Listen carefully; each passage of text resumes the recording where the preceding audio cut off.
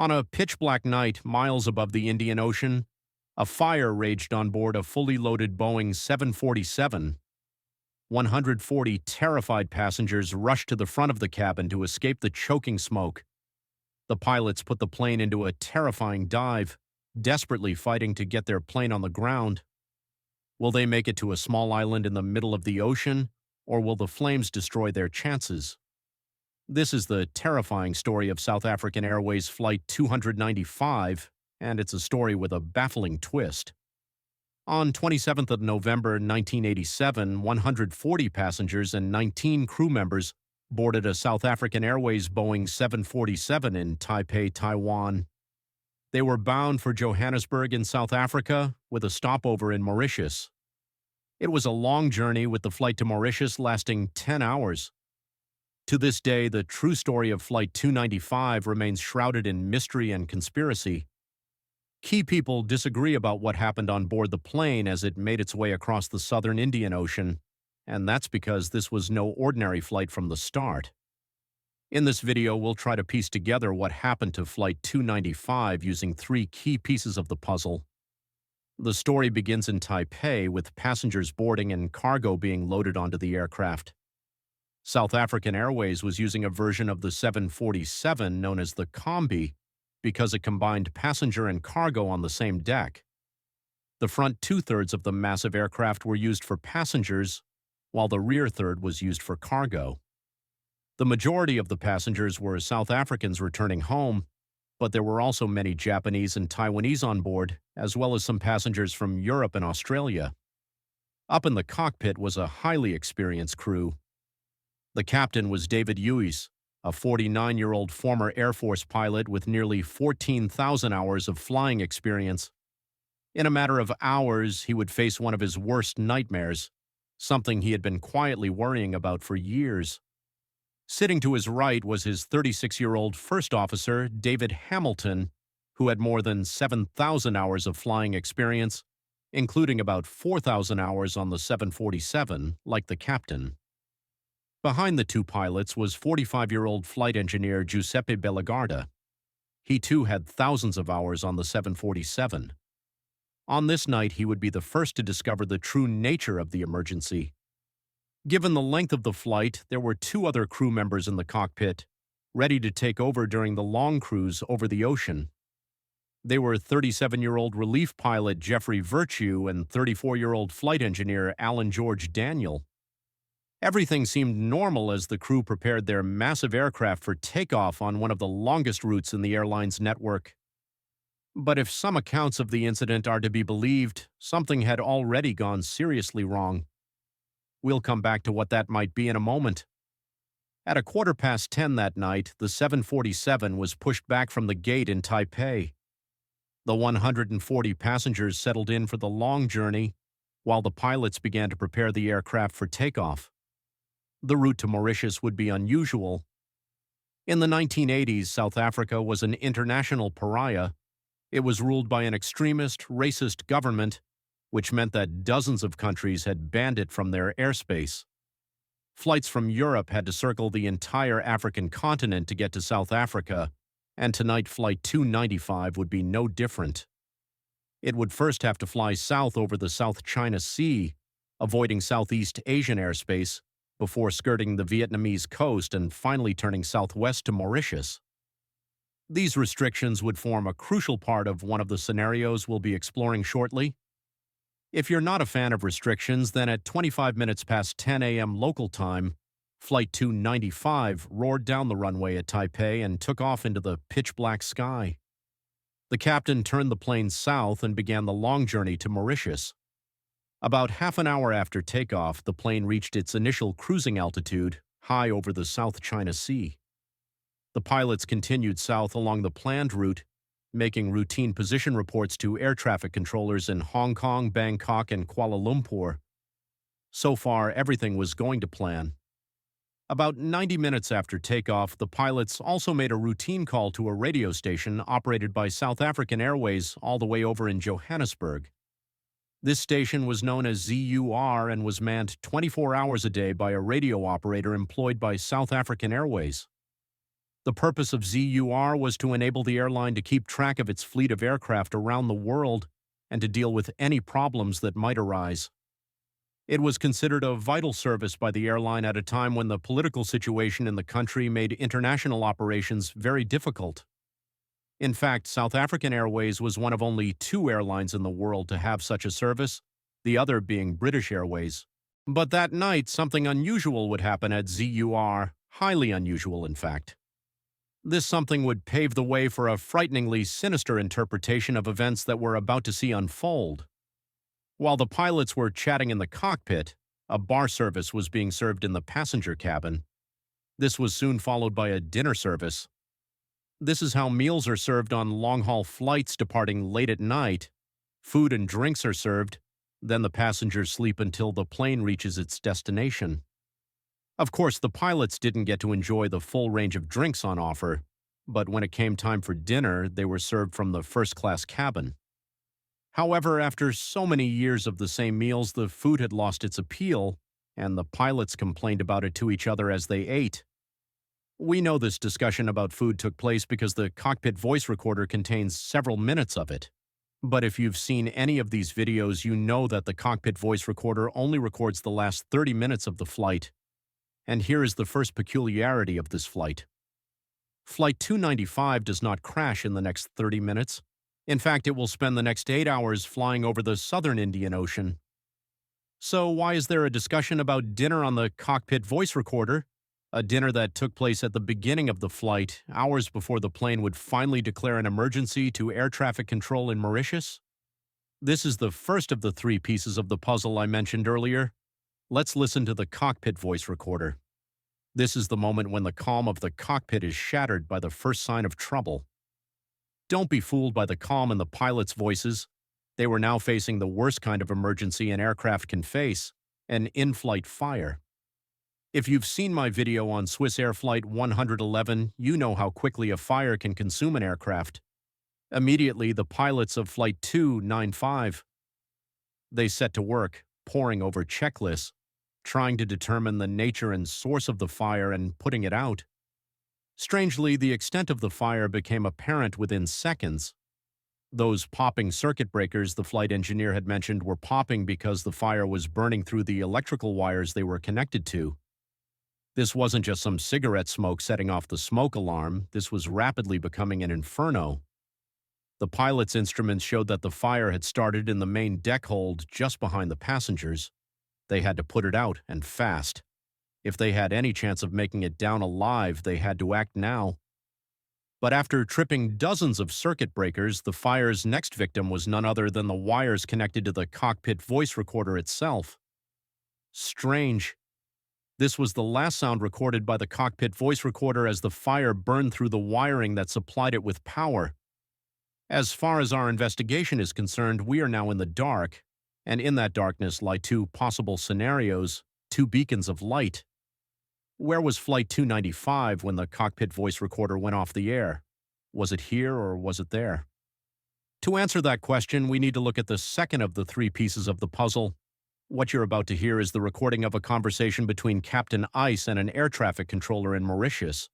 This is separate from the recording we just heard, which was the internal audio from the cockpit. This audio is a tape recording from the Mauritius control tower. Foreign, are you requesting a full emergency? Please, full emergency. Thank you. The pilots were now about 200 miles from Mauritius, descending rapidly to 14,000 feet. Now this audio should settle it. Surely it shows that the plane had made it all the way across the ocean to Mauritius before the fire broke out. So what must have happened is that the cockpit voice recorder recorded the fire breaking out some 200 miles from Mauritius, but then the fire cut the power to the recorder, and shortly afterwards the pilots began their descent and contacted air traffic control. It all fits except that there's still the problem of the dinner discussion. The pilots did not eat dinner just before they began their descent, and yet it seems that the fire started just as the pilots were eating their dinner. So we're left with 2 possibilities.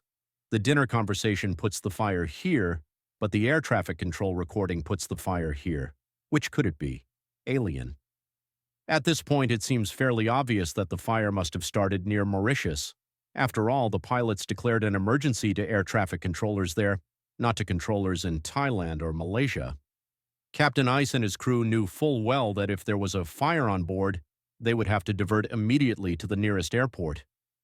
Typically, once a fire starts, pilots have less than 20 minutes to land their aircraft before it is completely consumed by the flames. So it stands to reason that the fire started near Mauritius, because that's where the pilots were trying to land. If the fire had started while the plane was here, close to Asia, then the plane would have tried to divert to somewhere in Thailand or Malaysia. At least that's how the picture looks if we leave out the third and final piece of the jigsaw. At the beginning of this video, I mentioned South African Airways radio outpost in Johannesburg called Zur. It's manned 24 hours a day and is in regular contact with all the airline's aircraft around the world. And fortunately, these conversations are recorded on tape. The tape recorders run all day, recording everything that is said between the station and the pilots. Maybe we can use this tape to sort out the inconsistencies we've found so far. Maybe it will tell us for sure where the plane was when the pilots first became aware of a fire. But here's the problem. The tape for that night has disappeared. The one from the night before exists, safely stored in Zur, and the one from the night after exists as well. But the tape covering the critical period when Flight 295 would have been in contact with Zur is gone. Why should this crucial piece of evidence have disappeared? Is it just an unfortunate coincidence, or is there something on that tape that South African Airways doesn't want the world to hear?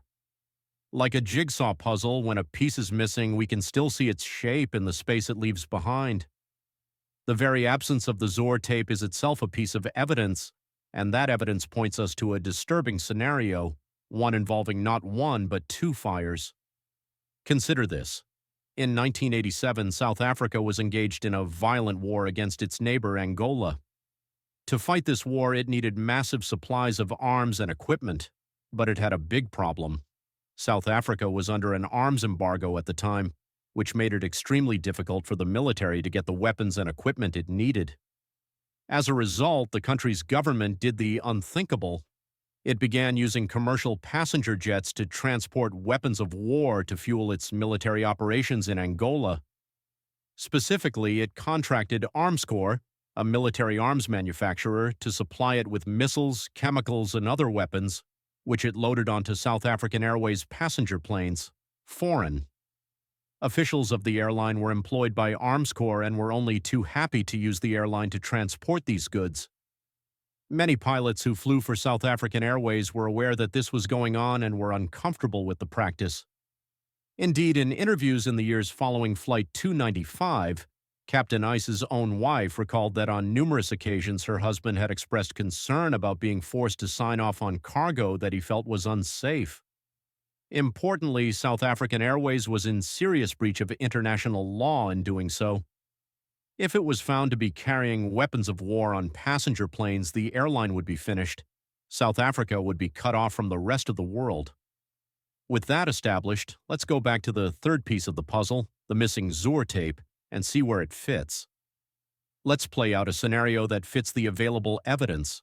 It's the middle of the night, and South African Airways Flight 295 is cruising high above the South China Sea. As the pilots chat, an alarm sounds in the cockpit. Smoke is billowing from a pallet in the cargo hold just behind the passengers.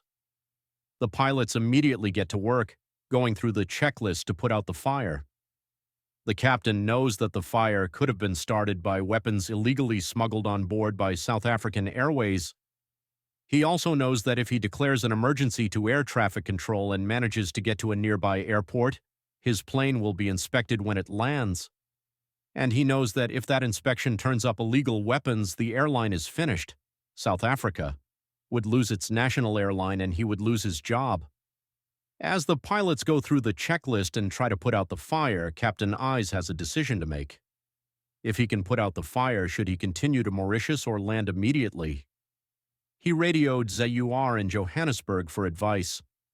The radio operator consults with senior airline officials who tell the captain to put out the fire and continue on to Mauritius. They know that if Flight 295 declares an emergency and lands now, it's game over for the airline. In this scenario, the pilots manage to extinguish the fire and then continue on to Mauritius, where the fire reignites a few hours later, spelling disaster. Let's assume for a moment that this scenario actually happened. Surely in those crucial moments when the fire first broke out, Captain Issa's desire to save his own life and those of his passengers would weigh more heavily on his mind than any abstract political or career considerations.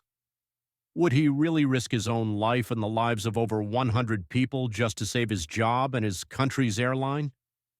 Without the ZUR tapes, we're left in the dark about what exactly happened that night. The radio operator on duty that night has maintained to this day that, after some routine communication shortly after the flight left Taipei, he lost contact with the flight for the rest of its duration. However, according to others, it would have been very unusual for a flight to be out of contact for such a long period. What we do know is that as the flight approached Mauritius, there was a fire on board in the cargo hold immediately behind the passengers. The forward right pallet was engulfed in flames. As the pilots put the plane into a steep descent, passengers rushed to the front of the plane to escape the heat and smoke from the raging inferno behind them. A flight attendant rushed to the cargo hold to extinguish the blaze, but dropped her fire extinguisher without ever discharging it as the fire was too big to tame. At this point, the pilots turned off the recirculation fans to prevent toxic smoke and fumes from spreading throughout the cabin. However, given the intensity of the fire and the sheer volume of smoke it was producing, stopping the recirculation fans had almost no effect on the amount of smoke entering the cabin. A number of passengers died from carbon monoxide poisoning as the smoke spread throughout the aircraft. As each checklist item failed to contain the spread of the fire, it began to burn through the wiring in the aircraft's ceiling, knocking out the pilots' instruments one by one. Their eyes and ears on the plane were failing as they desperately tried to coordinate their arrival with Mauritius air traffic control. They were still more than 150 miles from the airport, and time was running out. As the acrid smoke built up in the cabin and cockpit, the pilots reached a point in the fire and smoke checklist where they were asked to do something unthinkable in a passenger aircraft. It required them to open the door in mid-flight. With the plane still thousands of feet above the water, a flight attendant rushed to the front cabin door and heaved it open. Outside was nothing but a black abyss, accompanied by a howling wind of almost 400 kilometers per hour. Whatever relief from the smoke this brought the passengers, it did nothing to stop the fire, which continued to rage, now burning through critical aircraft systems. The noise in the cabin was tremendous as the air rushed through, and the pilots had to shout to hear each other. At night, and with their instruments failing, it became increasingly difficult to tell what was going on. The pilots fought on as long as they could, but it was a losing battle. The fire had now begun to weaken the structure of the plane itself. At 7 minutes past 4 in the morning local time, still over 100 miles from the airport, Flight 295 broke up in mid-air. The plane hit the water in 3 pieces and sank to the depths of the ocean, 14,000 feet below the surface. There were no survivors. So what caused the fire? What was being carried on the front right pallet in the cargo hold? The official investigation examined parts of the wreckage dredged up from the seabed. However, they were unable to determine the cause of the fire. Experts were able to establish that the fire burned at well over 1,000 degrees Celsius, suggesting that there must have been highly flammable materials on board. So, if the physical evidence itself is inconclusive, what other evidence do we have to go on? What about the cargo manifest for the flight that was prepared in Taipei? Well, it was shredded shortly after the crash. However, another version of it surfaced during the course of the investigation, and it listed an allocation of computer components in the front right pallet where the fire started. These components included lithium batteries, which are known to be flammable. This would not be the first or last time that exploding batteries brought down an airliner. But the type of batteries carried on this flight were thought by some investigators to be too small to cause such a fire, and they were not known to spontaneously combust. Some fire experts who examined the wreckage concluded that the intensity of the fire was such that the ignition source must have had its own oxygen supply. Nothing on the manifest matched the description, but again, it wouldn't be the first time that South African Airways had smuggled dangerous goods on board their aircraft without listing them on the manifest. For this reason, and the others I've mentioned in this video, Conspiracy theories abound about the true contents of the hold.